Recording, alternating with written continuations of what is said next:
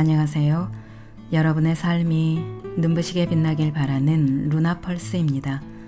오늘 소개해 드릴 책은 부모라면 놓쳐서는 안 될 유대인 교육법입니다. 지은이는 임지은, 펴낸 곳은 미디어숲, 2020년에 출간된 책입니다. 저자는 2016년부터 브라질에서 글을 쓰고 있다고 하는데요. 브라질에는 약 12만 명의 유대인이 거주하면서 정치, 경제, 사회적으로 영향력을 행사하고 있다고 합니다. 예상조차 할 수 없는 미래를 살아갈 아이를 어떻게 길러야 할지 고민하던 중 유대인 교육법에 천착했다고 하는데요. 방대한 유대인 자료를 섭렵하고 직접 발로 뛰며 유대인을 만났다고 합니다. 그렇게 최강 인재를 만들어내는 유대인 교육의 핵심을 이 책에 담았다고 합니다. 오늘날 전 세계 불을 거머쥐고 노벨상을 휩쓸며 각 분야에서 두각을 드러내는 유대인의 성공 비결은 오직 교육이라고 하지요. 이 책은 평범한 아이도 미래 인재로 키우는 유대인 자녀 교육 6가지 키워드를 중심으로 이야기를 풀어내고 있습니다. 공부를 대하는 자세, 창의력, 인성, 소통, 마음, 동공부입니다. 1. 공부를 즐기는 아이. 유대인의 공부를 대하는 자세에 대해 나와 있는데요. 말하는 공부법 하브루타로 메타인지를 높인다. 소리내어 읽을수록 뇌가 즐거워진다. 책 읽는 습관이 평생 간다. 유대인 성공의 숨은 비결 글쓰기 등이 나와 있습니다. 2. 남보다 잘하기가 아닌 남과 다르게. 유대인의 창의 개성 교육인데요. 베스트가 아니라 유니크가 되라. 여행을 중요하게 생각하는 이유. 아이의 상상력에 필요한 독서, 예술, 놀이. 놀이를 통해 인재를 만든다 등이 나와 있습니다. 3. AI 시대에 꼭 필요한 능력. 유대인 인성 교육입니다. 유대인은 자녀를 맨쉬로 기른다. 형제끼리도 절대 비교하지 않는다. 아이는 밥상머리에서 살아갈 힘을 얻는다 등이 있습니다. 4. 누구와도 스스럼 없이 지내는 법. 유대인 소통 교육입니다. 친구를 신중히 만들 때 깊이 사귄다. 유대인 부모의 훈육법. 정체성과 사회성 키우기 등이 나와 있습니다. 5. 역경은 아이를 강하게 한다. 유대인 역경 교육입니다. 유머 감각은 삶의 무기. 아침에 눈을 뜨면 감사부터 한다. 실패를 통해 다시 일어서는 힘을 길러준다. 6. 내 아이의 경제의 머리를 키워라. 유대인 경제 교육입니다. 돈 공부는 빠를수록 좋다. 생활 속에서 돈 버는 경험을 하게 한다.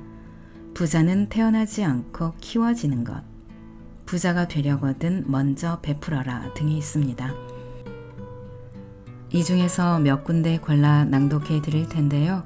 소개하지 못한 좋은 부분도 많으니까요. 여러분들이 직접 책으로 만나보셨으면 좋겠네요. 오늘도 책과 함께 편안하고 따스한 시간 되시기 바랍니다. 말하는 공부법. 하브루타로 메타인지를 높인다. 말로 설명하지 못하는 것은 내가 아는 것이 아니다. 내가 무엇을 알고 무엇을 모르는지 알게 하는 하브루타. 미국 뉴욕에 있는 유대인 명문 종합대학인 예시바 대학교. 이곳 도서관은 시골 장터보다도 더 시끄럽다. 도서관 하면 의뢰 기침 소리도 함부로 내기 힘들 만큼 조용한 곳으로 알지만 이곳은 다르다. 학생들은 둘씩 마주보고 앉아 짝을 짓고 끊임없이 토론한다. 때로는 목소리가 커져 마치 싸우는 것처럼 보이기도 한다. 이것이 유대인 특유의 전통 학습법인 하브루타이다. 하브루타란 히브리어로 친구라는 뜻에서 나온 말로 둘씩 짝을 이루어 서로 질문을 주고받으며 논쟁하는 토론식 공부법이다. 이들은 나이와 성별, 계급의 차이를 두지 않고 동등한 친구 사이로 서로 배우고 가르친다. 토론이 끝나면 서로의 역할을 바꾸어 다시 한번 토론한다. 이렇게 역할을 바꾸어 토론하는 과정에서 서로의 의견을 설득하기도 하고 다른 사람의 의견을 들으면서 자신의 의견을 굽히기도 한다. 이러한 과정을 거치며 정확하게 알지 못했던 내용을 깨달으며 이해할 수 있게 된다. 유대인의 역사는 한마디로 고난의 역사였다. 오랜 세월 나라 없이 떠돌며 핍박받던 이들은 머릿속 지식만이 빼앗기지 않는다고 믿었다. 그 때문에 언제 어디서든 배움에 최선을 다했다. 배울 수 있는 환경에 갖춰지지 않았을 때도 이들은 스승 없이 서로 배울 수 있는 방법을 찾았다. 그것이 하브루타다. 유대인은 어렸을 때부터 유대교 경전인 탈무드를 공부할 때 이와 같은 방식으로 공부한다. 부모와 교사는 학생이 마음껏 질문할 수 있는 환경을 만들어주고 학생이 스스로 답을 찾을 수 있도록 유도하는 역할을 한다. 누가 일방적으로 가르치는 것이 아니기 때문에 아이들은 수평적 관계 속에서 자유롭게 사고하고 표현한다. 이 과정에서 비판적 사고와 창의력이 길러진다. 하브루타는 말하는 공부법이다. 아이들은 자기가 읽고 이해한 것을 자신만의 언어로 설명해야 한다. 말로 설명하다 보면 정확하게 알지 못하는 부분을 알게 된다. 유대 격언에도 말로 설명하지 못하는 것은 아는 것이 아니다 라는 말이 있다. 유대인 아이들은 하브루타를 통해 메타인지 능력을 키워간다. 하브루타는 메타인지를 높이는 최적의 공부법이다. 텍스트를 읽은 뒤 말로 설명할 수 있어야 제대로 이해했다고 할 수 있다. 누구나 이런 경험을 해본 적이 있을 것이다. 분명히 책을 읽었는데 무슨 내용인지 말로 설명하지 못할 때 말이다. 그것은 책을 충분히 소화하지 못했다는 의미다. 나의 지식이 아닌 것이다. 자신의 입을 통해 묻고 설명함으로써 자신이 아는 것과 안다고 착각하는 것이 분명해지고 자신의 진짜 생각이 키워진다. 말하는 공부법 하브루타의 효과는 탁월하다. 배움의 첫 단추는 텍스트를 정확히 이해하는 것이다. 하브루타는 책을 읽고 온전히 내 것으로 소화해내는 공부법이다. 아이에게 말하는 공부법 하브루타를 해보자. 지금이라도 아이와 짝을 지어 대화를 나눠보자. 우선 아이가 좋아하는 책을 소리내어 함께 읽고 책 내용을 설명하는 것부터 해보자. 베스트가 아니라 유니크가 되어라. 모두가 한 방향으로만 향하면 세계는 기울어지고 말 것이다. 남보다 뛰어난 사람이 아니라 남과 다른 사람이 되라는 말이다. 탈무드에는 자녀를 가르치기 전에 눈에 감긴 수건부터 풀라는 말이 나온다. 아이의 기질과 개성을 무시한 채 부모의 욕심과 바람을 앞세우지 말라는 뜻이다. 유대인은 하나님이 아이마다 다른 달란트, 즉 재능을 내린다고 믿는다. 자녀 교육을 신에 대한 의무로 여기는 유대인은 아이의 재능을 발견하는 데 최선을 다한다. 그리고 아이가 그 능력을 최대한 발휘할 수 있도록 이끄는 역할에 충실하다. 아이가 어떤 달란트를 갖고 있든 그것을 존중하고 칭찬으로 달란트를 키워준다. 아이 또한 어릴 때부터 자신의 달란트가 무엇인지를 모색하며 성장한다. 유대인은 무엇보다 다양성을 존중한다. 유대 격언에는 100명의 유대인이 있다면 100개의 의견이 있다라는 말이 있다. 모든 사람이 다른 존재라는 의미다. 다른 것은 단지 다른 것이지 틀린 것이 아니라는 인식을 유대인들은 확고히 갖고 있다. 사람마다 달란트는 각기 다를 수밖에 없기 때문에 유대인은 아이를 공부와 같은 획일적 잣대로 평가하지 않는다. 유대인을 지칭하는 히브리는 혼자서 다른 쪽에 선다라는 의미를 담고 있다. 이 유래처럼 유대인은 자기만의 길, 다른 길을 걷는 것을 자연스레 받아들인다. 아이만의 특별한 재능을 찾아내고 아이가 목표를 향해 최선을 다하도록 이끌어준다. 자기 분야에서 일가를 이룬 유대인의 성공 스토리 뒤에는 그들의 재능을 알아봐주고 믿어준 부모가 있다. 인류 역사상 가장 IQ가 높다고 알려진 천재 과학자 아인슈타인도 4살이 되어서야 겨우 말을 시작했다. 초등학교에 들어가서도 그는 수업을 따라가지 못해 학교 선생님으로부터 도저히 공부할 수 없는 아이라는 이야기까지 들었다. 호기심 많은 아인슈타인은 수업 시간에도 엉뚱한 질문을 많이 해 교사로부터 산만하다는 주의를 끊임없이 들었다. 급기야 학교 선생님은 그의 어머니에게 다른 아이들에게까지 나쁜 영향을 끼칠지 모르니 학교에 오지 않았으면 좋겠다고 말했다. 아인슈타인 어머니는 선생님의 말에도 아들을 혼내거나 포기하지 않고 아인슈타인을 직접 가르쳤다. 너는 똑똑한 아이다. 다만 다른 사람들이 그걸 모를 뿐이란다. 남들과 같으면 결코 남보다 나을 수 없단다. 어머니는 호기심 많은 아인슈타인의 질문을 단 하나도 그냥 넘기지 않고 함께 답을 찾아나갔다.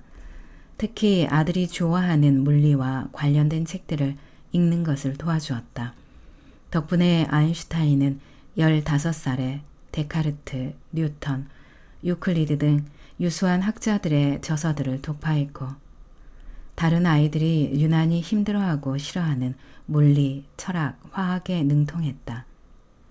남다른 아이를 남다르게 키운 어머니의 교육 철학이 세기 최고의 물리학자를 만들어냈다. 유대인 부모는 자녀의 의사를 최대한 존중하되 자신이 원하는 것을 이루기 위해서는 최선을 다해야 함을 강조한다. 세상에 그 어떤 것도 거저 얻어지는 것은 없다. 자신이 선택한 일이기에 결과에 대한 책임 또한 자신의 몫이다. 아이의 자유의지를 존중하면 아이는 책임감을 느낀다. 유대인 부모는 아이가 하고 싶은 일을 마음껏 할 수 있도록 지지하고 칭찬과 격려로 아이에게 긍정적인 자아상을 심어준다. 부모의 전폭적인 믿음은 아이가 어떤 상황에서도 어려움을 헤쳐나가는 힘이 된다. 노벨상을 2번이나 탄 물리학자 라이너스 폴링은 이렇게 말했다.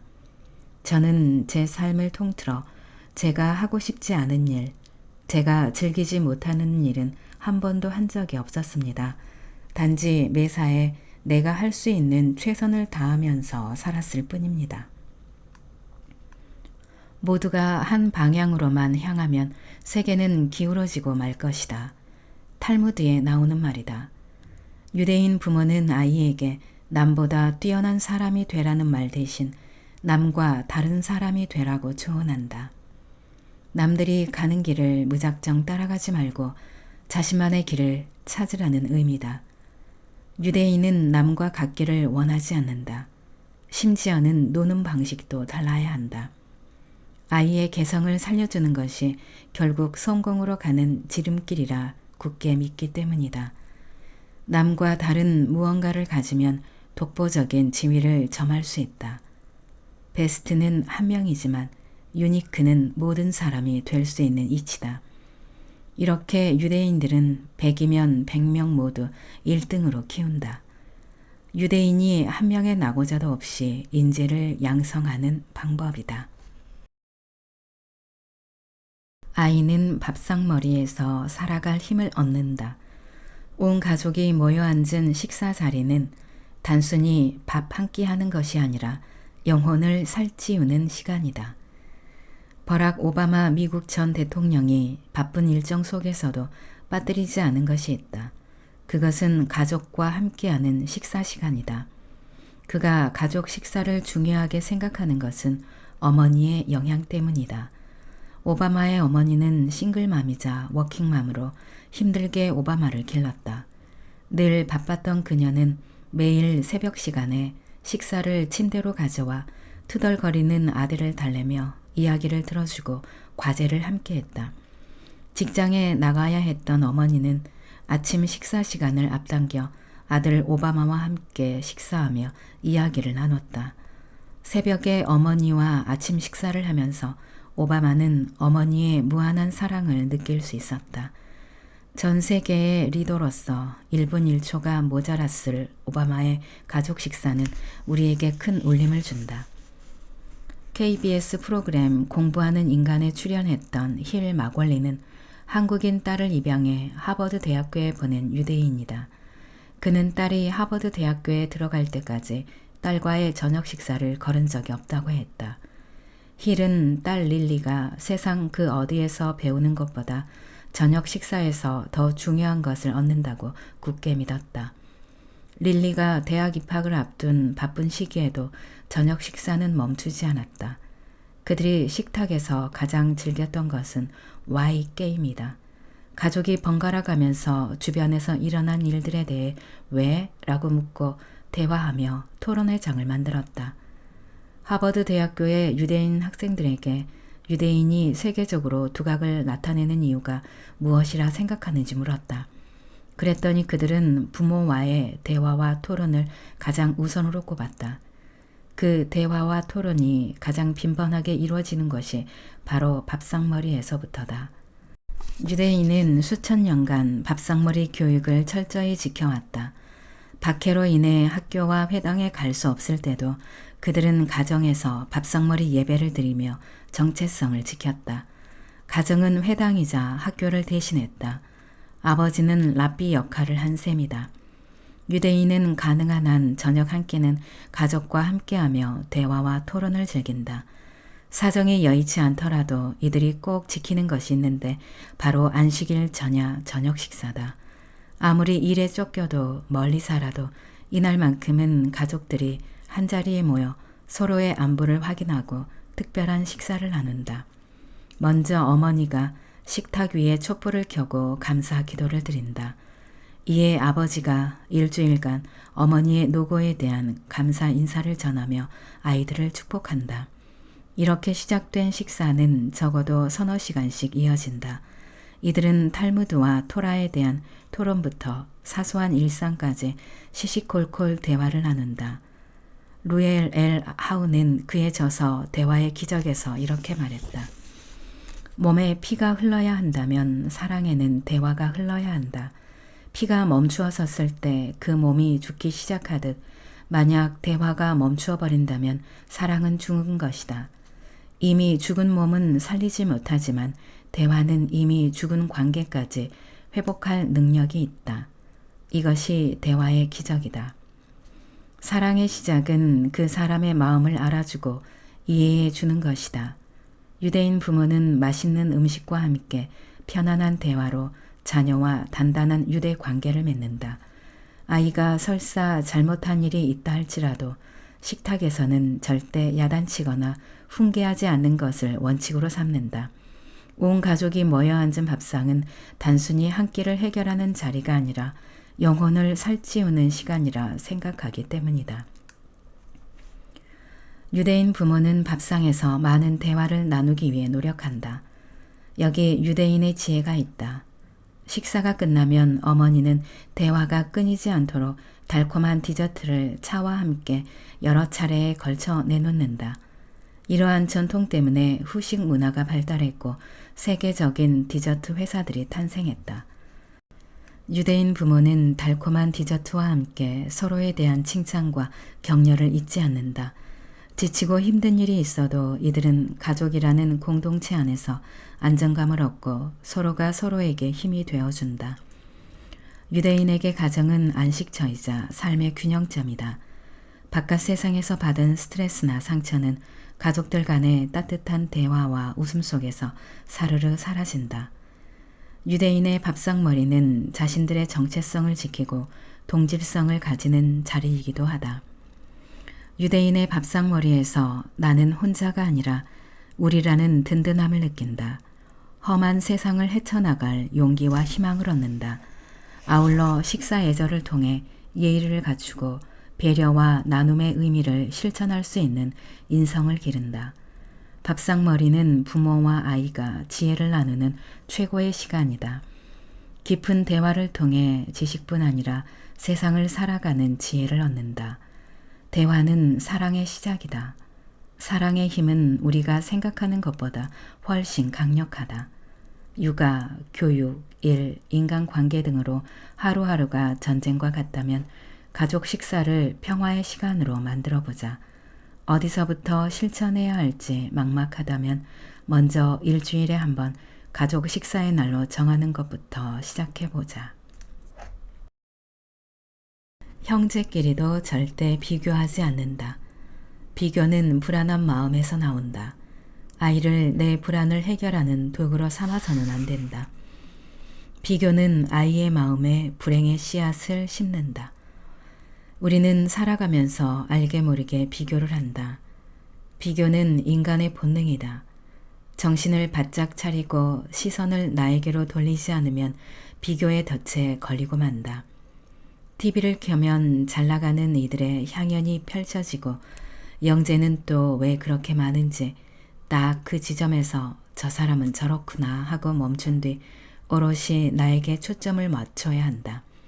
나다움이 무엇인지, 내 아이의 장점은 무엇인지에 집중해야 한다. 그래야 돌아가는 세상 속에서 온전히 나를 지켜낼 수 있다. 비교가 잠시 동기부여 효과는 낼 수 있을지 모른다. 그러나 단기적 효과는 불확실하고 중장기적으로 잃는 것이 더 많다. 특히 아이를 누군가와 비교하는 것은 아이 마음에 불행의 씨앗을 심는 것과 같다. 유대 격언에 형제의 머리를 비교하면 둘 다 죽이지만 개성을 중시하면 둘 다 살린다 라는 말이 있다.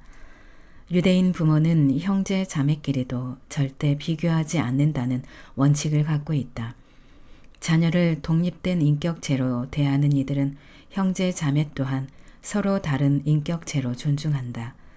이들은 아이가 친구 집에 놀러 갈 때도 형제를 절대 같이 보내지 않는 것으로 유명하다. 각자가 하고 싶은 것이 다르기 때문에 부모의 편의상 같은 장소에 보내는 것은 잘못이라고 생각한다. 그만큼 아이마다 특성이 다르다는 점을 인정하고 다름을 존중한다.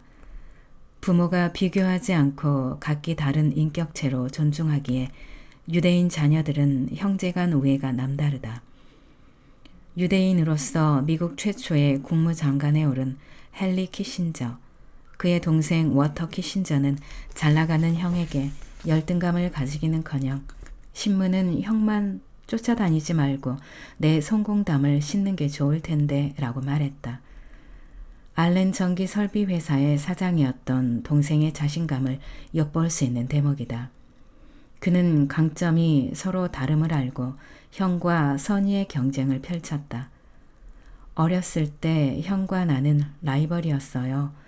그러나 대립 관계는 아니었죠. 서로가 좋아하는 일이 다르고 성격도 달랐거든요.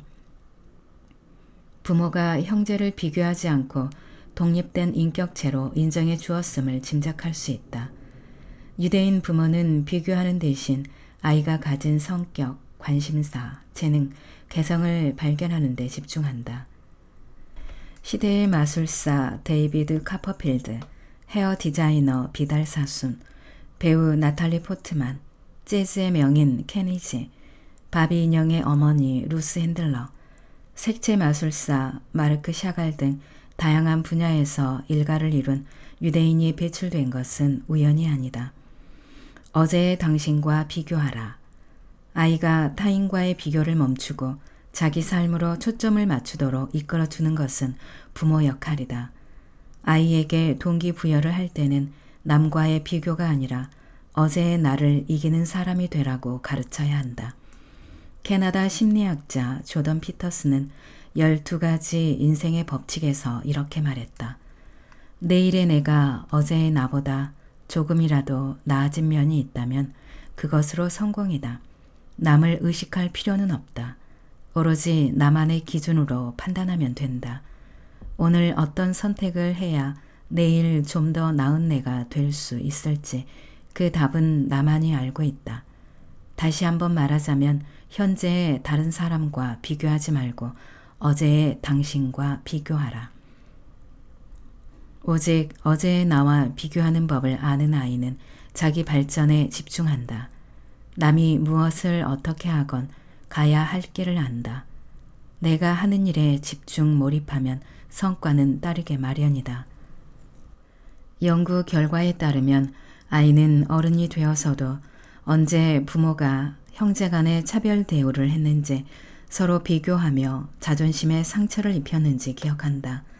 어릴 적 상처는 아이의 온몸에 각인돼 성인이 되어서까지 고통을 주기도 한다. 자꾸 아이를 다른 아이와 비교하면 아이도 다른 부모와 내 부모를 비교하게 된다. 다른 부모는 이렇던데 왜 우리 부모는 이것밖에 안 해줘? 아이는 자기에게 겨눴던 칼날을 부모에게 돌린다. 당장 비교를 멈추어야 한다. 유머 감각은 삶의 무기. 현명한 사람은 잘 웃는다. 어차피 마주해야 할 일이라면 웃으면서 헤쳐나가는 것이 지혜롭다. 정신과 의사이자 유대인이었던 빅터 프랭클 박사는 제2차 세계대전 당시 3년 동안이나 아우슈비츠에서 수감 생활을 했다. 언제 죽어도 이상하지 않을 죽음의 공포 속에서 그는 수감자의 심리 상태를 분석하고 또 기록했다. 그렇게 펴낸 책이 지금도 꾸준히 사랑받는 죽음의 수용소에서다. 그는 지옥과 같은 상황에서도 어떤 사람들은 시련을 가치 있는 것으로 승화해서 이겨내는 것을 발견했다. 프랭클 박사는 그들을 지탱하는 몇 안 되는 실존적 기적 중 하나로 유머를 꼽았다. 그는 이렇게 회상했다. 유머는 자신과의 싸움에서 이기기 위한 또 다른 영혼의 무기였다. 단 몇 초에 지나지 않는 것이라도 인간에게 다시 일어설 수 있는 초연함과 능력을 부여해 주었다. 수천 년간 모진 고난과 핍박을 견딘 유대인에게도 유머는 삶의 무기였다. 벼랑 끝 나락으로 떨어져도 유대인은 특유의 해악과 위트로 역경을 견뎌낸다. 풍랑에 부서질 것 같은 배에서도 유대인은 비관하거나 절망하지 않는다. 비바람에 사로잡히면 꼼짝달싹하지 못하지만 별일 아닌 듯 무심히 갈 길을 가다 보면 잔잔한 날이 온다. 비바람 속을 묵묵히 걸어갈 때 유머는 큰 힘이 되어준다. 유대인은 어차피 마주해야 할 운명이라면 웃으면서 헤쳐나가는 것이 지혜롭다 생각한다. 유대인 몇 명이 모이면 대개 유머가 오간다. 유대인에게 유머는 생활이자 지혜의 산물이다. 만물의 영장이라 일컬어지는 인간과 동물의 차이 중 하나가 인간은 웃을 줄 안다는 것이다. 히브리어로 유머를 뜻하는 호프마는 지혜란 뜻도 가지고 있다. 유대인들은 유머가 없는 사람에게는 머리를 숫돌에 갈아야겠다라고 말한다. 칼이 날카로워야 예리하게 잘 들듯 머리도 연마해야 좋은 유머가 나온다고 여긴다. 실제로 유머처럼 번뜩이는 재치와 창의성이 요구되는 분야도 드물다. 유대인에게 지혜의 보거라 불리는 탈무드에도 유머가 풍성하게 담겨 있다. 탈무드의 유머는 한 번 들어서는 이해하기 힘든 유머가 많다. 몇 번을 곱씹고 생각해야 웃음이 나는 탈무드식 유머는 가히 지혜라 부를 만하다. 환하게 웃는 자만이 현실을 가볍게 넘어설 수 있다. 맞서 이기는 게 아니라 가볍게 넘어서는 것이 중요하다. 니체의 말이다. 웃음은 눈앞의 상황에 매몰되지 않고 장애물을 넘어서 다른 가능성으로 나아가게 한다. 유머는 또한 창의력의 원천이다. 유머는 기본적으로 엉뚱함과 역발상에서 나온다. 그래서 창의력이 뛰어난 사람이 유머 감각이 뛰어나다. 아인슈타인은 노벨 물리학상을 받는 자리에서 유머의 위대함을 찬양했다. 나를 키운 것은 유머였고 내가 보여줄 수 있는 최고의 능력은 조크였다. 세상 사람들은 규칙을 지키는 것이 가장 중요한 가치라고 생각하지만 나는 반대로 규칙을 뒤집었을 때 우리에게 가장 필요한 새로운 규칙이 탄생할 것이라고 믿는다. 유대인들은 유머를 고도의 지적 행위로 받아들이기에 유머 감각을 기르는데 소홀히 하지 않는다. 인생은 길고 긴 역사의 찰나에 불과하다. 우리는 삶 전체를 선택할 수 있지만 삶을 대하는 방식은 선택할 수 있다. 순풍에 돛단 듯 순조로운 절정기도 있고 비바람에 휘몰아칠 때도 있다. 순항할 때 자만하지만 역경 속에서도 낙심하지 않는 평상심이 필요하다. 모든 생물 중에서 인간만이 웃는다. 인간 중에서도 현명한 사람일수록 잘 웃는다. 탈무드.